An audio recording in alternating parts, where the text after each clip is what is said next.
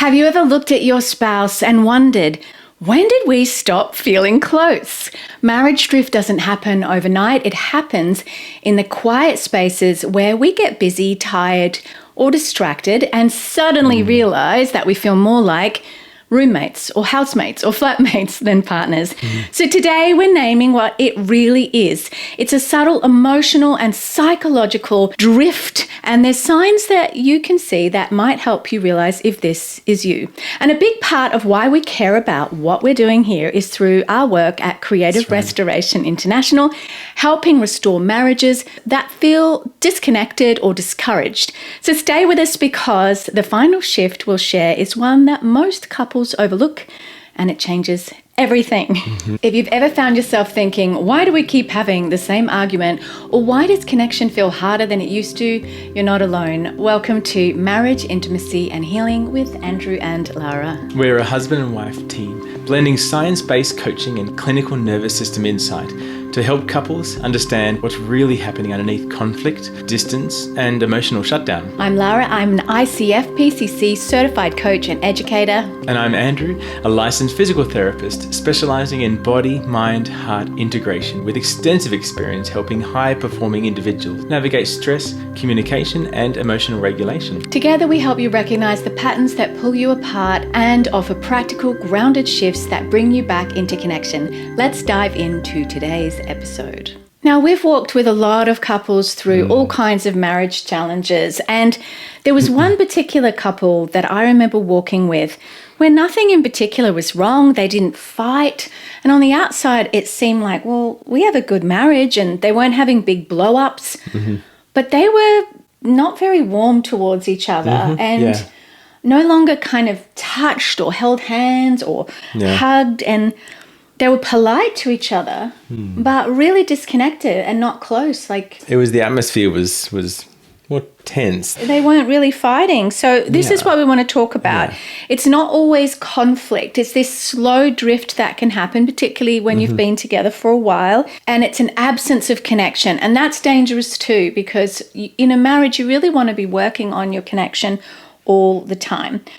For you, what do you think it looks like when in the body when this is going on, in case they haven't quite worked out, oh, this is me? Yeah, well, in this situation, it wasn't full on and a really tense room and an obvious state of threat. So this where the nervous system isn't in a threat state. It's more subtle than that, and it's more gentle. The drift is more of a subtle thing where your body, you have to find the little signs in your body. You say this all the time, what am I feeling in my body? So that's the first step.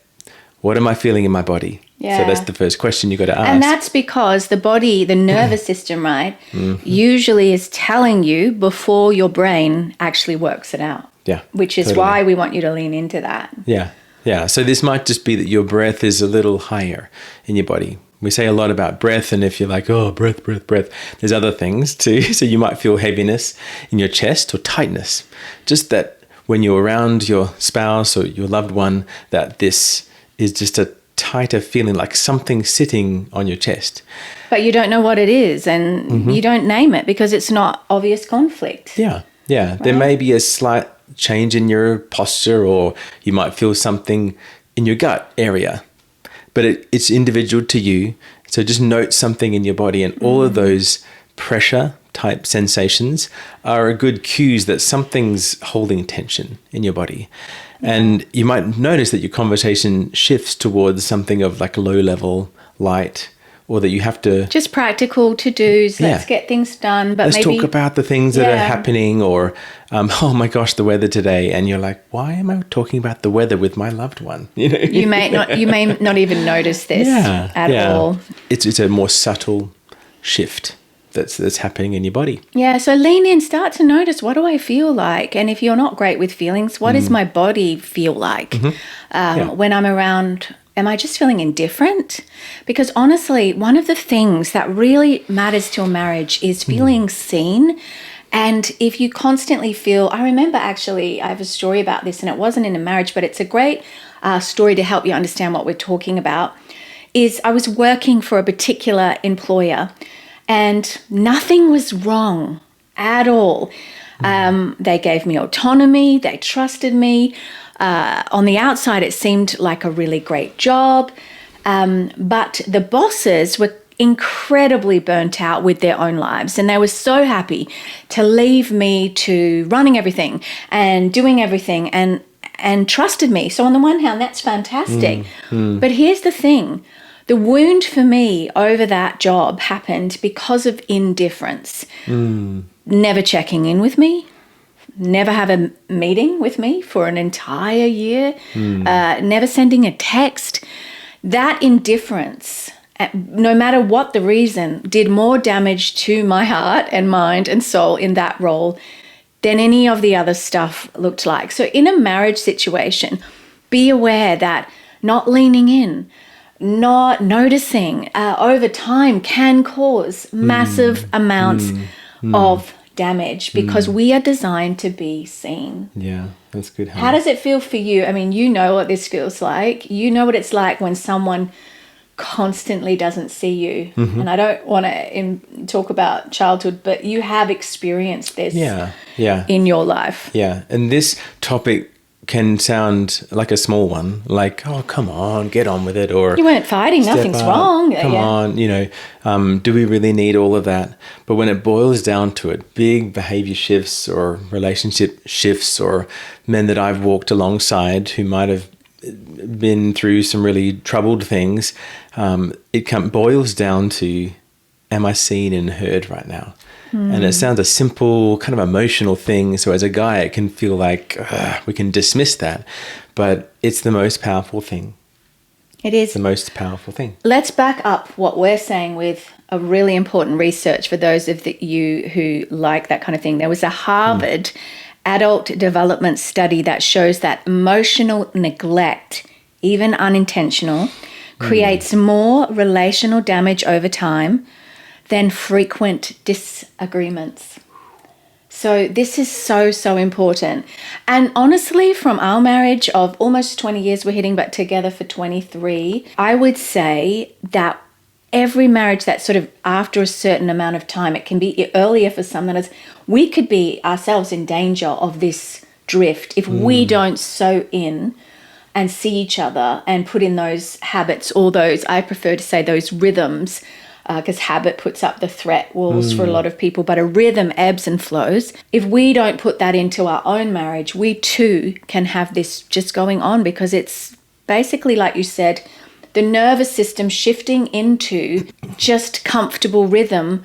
And when we're first dating, right, the nervous system naturally our heart beats up, we're kind of in this emotionally heightened state. And we often think we're supposed to live there, but our nervous system's like, well, that's not sustainable to constantly be in that place. And it shifts us into a place of more stable safety, hopefully. And that's actually a beautiful place of trust and a beautiful place in your marriage, right? So there's proactive things you're saying that we can do. I love our marriage, and we have a very strong marriage, and we have aspects of this that we are wired towards. Yes. But I can see that it could be so subtle that we can just shift to just do a little less of it, and that over time just compounds, doesn't it? Yeah. And at the time of recording this, we've just intentionally taken 3 days where we didn't, for us as achievers, where we did not achieve anything, which was actually really, really hard for Andrew and I. But we had one moment yesterday, we laid on the trampoline outside after leaf blowing it, because I'm not lying on a bunch of leaves.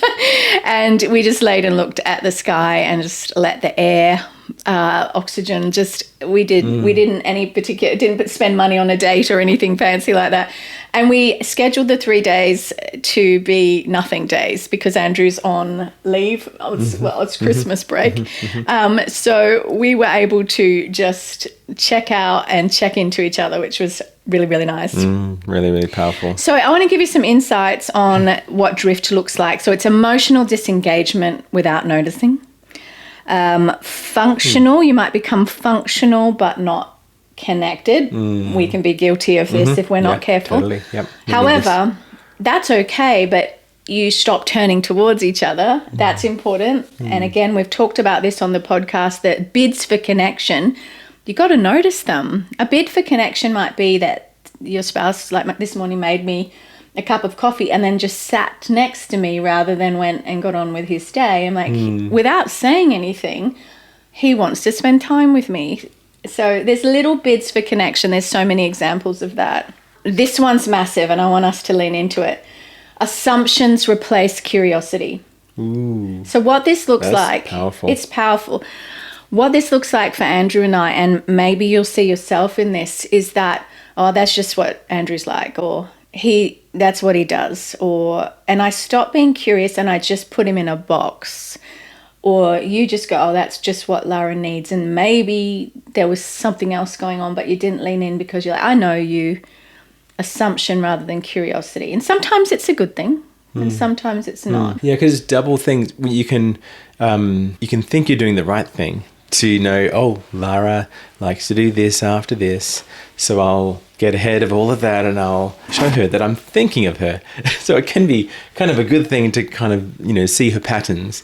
But then that can drift into assuming this happens and she needs this, when she really wants me to step out and break her routine and, I don't know, show her I love her or do something different. So assumption is a powerful thing. It's a double-edged thing.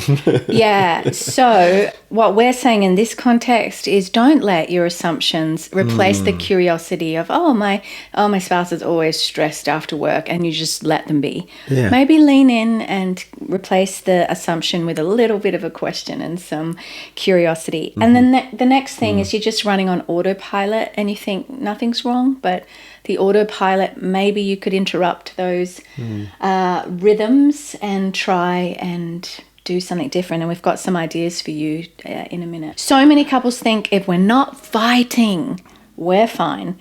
But often the absence of conflict doesn't mean closeness. That hurts, doesn't it, to hear that? It just means silence. It just means indifference. It just means that you've gotten into a habit of missing the bids for connection. Before resentment or loneliness show up, though, the body usually tells the truth first. Now, remember that the body can feel like this biological depression, which maybe I just feel like low energy, low mood, just lethargic. These things that often go with what people would call depression or just feeling sad are actually your nervous system sometimes telling you that you're not happy. So if you're not good with feelings, be aware that all of that you could be living in every day could be a sign that this is you. So more in your body. So we talked about it before. It's not massive or a big threat response, like sometimes in some states of our relationship and our situation that it is. This is more subtle. So check in with your body, like we said. So check in if your breath is a little high up. It can be things like your tone of voice flattens, or it becomes more panicky, or my sentences are shorter, or I feel that I've lost my warmth and something comes over my voice. So check in with what's happening with your voice when you're talking to your spouse or talking to your kids around when they come home or something. You might find that the eye contact shifts a little, or you're talking to them and they're looking down, you're mirroring that. I actually really love this because Andrew's eye contact tells me so much, and I really lean into it when he is talking to me. And the good thing is for me, rather than thinking, Andrew is hasn't listened to me, I go, Andrew's capacity is maxed, and now maybe isn't the time to have this conversation. And the other day, because I'm a trained coach, I was like, "Where'd you go just then?" Because I could see from his eyes. You say that. What were you recalling just then? Because that's part of my training. And he was like, this memory, blah blah blah. So it can actually really help to start to look in and see those things going on in your spouse's face and emotions and eyes, because when they're glazed over, and when maybe they don't have the capacity, or maybe you need to lean in more. So eye contact really does matter. Yeah. Well, like I said before, your body, it can go into a state of, I'm doing tasks to get things done, and you might be earning approval, or you might be doing something to feel like I'll get seen more if I do all this stuff. And that could be triggered by them coming home and you realizing, oh, I've got to get things done. Or if I notice it in Lara, she's a very achiever-based person. That's her personality. It's Don't great. get between me and a goal. You did the other day. He got between me and a goal and it wasn't pretty. But it's just noticing if she's ramped it up and she's going hard, I might just do my little tool and just put my hand on her hand and say, can I help? Can we do something together? I do like that. And then it'll really make her feel seen. But it obviously addresses the flurry of what's going on right then, and that she's in some operation like that. She may be, it helps us attune to each other, right? Look, we live in a part of the world, the South, where we have heard repeatedly, I don't do feelings or I don't do emotions. We've even heard from a marriage kind of person that works in that space of, I don't really do feelings, which I thought, Andrew and I were like, what? So what's interesting to me, just be careful if you go, that's not me, I don't really do feelings. What you're actually saying is, I have a fixed mindset, because you do feelings. There are feelings inside. What you don't do is awareness of what they are and when. And I think everybody, we are designed in the human condition to do feelings. Yeah. We do them, whether you feel stressed or whatever. And numbness is a feeling. It is an emotional state, and there is a reason for numbness. And sometimes it's because you have stuffed your feelings. So everybody does feelings. So when they say, I don't do feelings, or I don't want to do them, or they're not masculine, what you're actually saying is, I'm not aware of them, I don't understand them, so I say I don't do them. Yeah, that's a really good way of saying it. And because that can be such a block to your relationship, but also both to your personal growth. Now, you don't have to become the most emotionally aware person. Yeah. And we've seen couples with both sides of this. Some men who are a bit more attuned, and some women who push on and say, I don't do this, and it slows me down. But often men have a bit less of an awareness around this area. Yeah. So we don't have to become this king of like, I'm so emotionally aware, reading every self-help book. You don't have to be Brené Brown. And I don't actually think that's always healthy to become the nth degree, 100%, like I'm so aware of these things. Navel-gazing sort of person. There's this balance of just checking in enough to know, because I've said it before, even SAS officers, whatever else, they work so hard at just knowing how to regulate themselves so they can achieve better in their point of conflict, or their point of, they perform better. Or sports people do this. They get more aware of some of these areas and emotional awareness, and just how to regulate so they can achieve better and they can be more efficient. And I actually asked a Major League Baseball player who I had the privilege of sitting with the other day, he's married, children. I said to him about emotions, is it good to be aware of your emotions at that level, or is it better to numb and switch them off when you're out on the field? And I said, obviously you have to go into game mode, and if something's happened in your life, not that he shared anything personal like that, being able to switch it off and do the game is important. Yeah. But he said, emotional awareness, emotional intelligence, learning about that has actually benefited my career at that Major League Baseball level. And I was just curious. I asked weird questions like that. It tracks though, doesn't it? Yeah. And then we had a chat about the SAS officers and how important it is. And there was an old belief that you don't need to be aware of your emotions. And that's ended up with a lot of problems, and amongst them PTSD, because it's like, I don't process emotions, I'd never have. And then you end up with this fear of emotion and a lack of being able to process them. So all of these areas over the years have evolved, and it is an absolute lie for men to feel like we're weak because we don't do emotions, right? Yep. For men to feel weak because they don't do emotions. And again, it's not that you don't do emotions, because if you don't do emotions, they'll do you, basically. Yeah. You can testify to that, right? Totally. Or they can flick towards, you're not as a strong man or a strong presence in your home, because if you can't deal with those things, you flick into maybe a bit more aggressive in emotions, in your tone of voice. Pornography, all the things. Or you might end up in physically saying, hey, son, do what I want, and that's aggressive, and that sort of family dynamic at home is not great. And when you're flipping your lid and it's actually your emotions and not your child's, and that is so frequent for marriages. Yeah. All right, let's wrap this up and bring it home with some practical tools. Practical tools. Yeah, you cool? Right. For a lot of us, the word habit, like I said, creates threat.